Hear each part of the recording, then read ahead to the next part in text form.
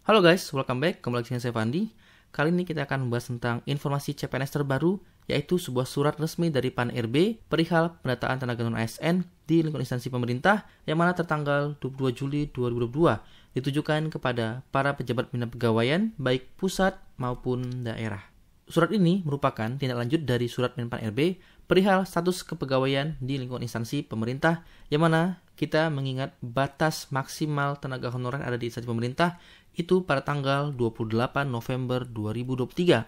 Sehingga di sini untuk poin 2, dalam hal ini pegawai non-ASN yang telah bekerja di lingkungan instansi pemerintah yang statusnya sebagai non-ASN atau bisa kita katakan honorer sesuai pasal 99 ayat 2 yang menyebutkan bahwa pegawai non-PNS dalam jangka waktu paling lama 5 tahun sebagaimana maksud pada ayat 1 dapat diangkat jadi PPPK apabila memenuhi persyaratan sebagaimana diatur dalam peraturan pemerintah ini. Nah, surat ini meminta kepada seluruh pejabat pembina kepegawaian agar melakukan pemetaan pegawai non-ASN di lingkungan instansi masing-masing dan bagi yang memenuhi syarat dapat diikutsertakan atau diberikan kesempatan mengikuti seleksi CPNS maupun PPPK dengan ketentuan sebagai berikut. Yang pertama, berstatus tenaga honorer kategori 2 THK2 yang terdaftar dalam database BKN dan pegawai non-ASN yang telah bekerja pada instansi pemerintah.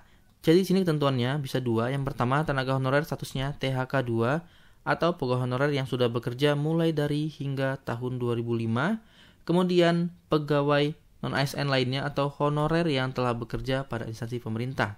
Untuk poin B yaitu mendapatkan honorarium dengan mekanisme pembayaran langsung berasal dari APBN untuk pusat dan APBD untuk daerah dan bukan melalui mekanisme pengadaan barang jasa baik individu maupun pihak ketiga. Atau di sini contohnya mungkin adalah bukan tenaga outsourcing dan lainnya.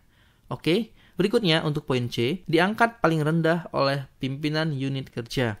Kemudian poin D yaitu telah bekerja paling singkat 1 tahun pada tanggal 31 Desember 2021. Dan yang E yaitu berusia paling rendah 20 tahun, paling tinggi 56 tahun pada 31 Desember 2021. Nah, kelima ketentuan ini akan didata dan paling lambat tanggal 30 September 2022 harus sudah selesai dan surat ini juga ditatan langsung oleh PLT Menpan-RB Muhammad Mahfud MD. Kalau kita lihat di sini, batasnya adalah 30 September. Berarti sisa 3 bulan lagi sampai dengan tahun 2022 berakhir. Kalau kita lihat secara logika, untuk pelaksanaan CPNS di tahun 2022 ini sepertinya tidak mungkin. Namun kita lihat batas maksimal tenaga honorer itu adalah di November 2023. Jadi secara logika apabila ini datanya untuk CPNS ataupun PPPK, maka di tahun depan akan ada pembukaan rekrutmen. Bisa CPNS, bisa PPPK, bisa keduanya. Nah, dari surat ini, mungkin dari kita, termasuk saya, ada yang bertanya-tanya. Ya, kira-kira pertanyaan seperti ini.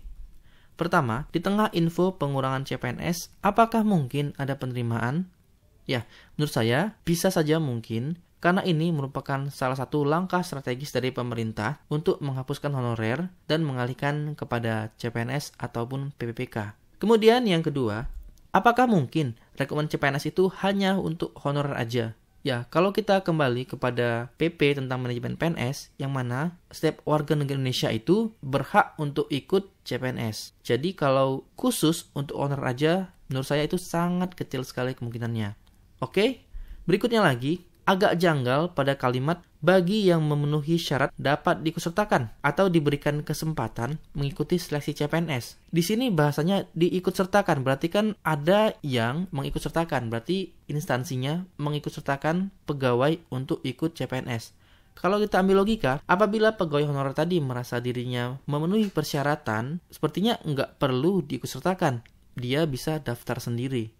Tapi dengan bahasa diikutsertakan di sini berarti ada intervensi dari instansi. Kalau saya lihat di sini bukan sekedar ikutsertakan, namun di sini pemerintah sedang menggodok sebuah kebijakan mungkin yang akan memberikan keuntungan lebih bagi yang berstatus honorer dari persyaratan sebelumnya tadi.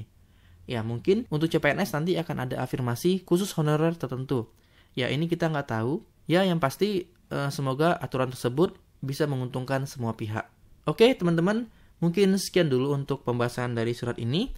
Untuk lengkapnya, teman-teman bisa aja download pada link di deskripsi video ini. Dan Next, kita akan bahas tentang bocoran kebijakan pengadaan ASN 2003 yang mana tadi ada infonya pengurangan CPNS. Akan kita kaitkan dengan surat ini. Nah, karena kontennya sudah selesai, jadi saya izin pamit undur diri.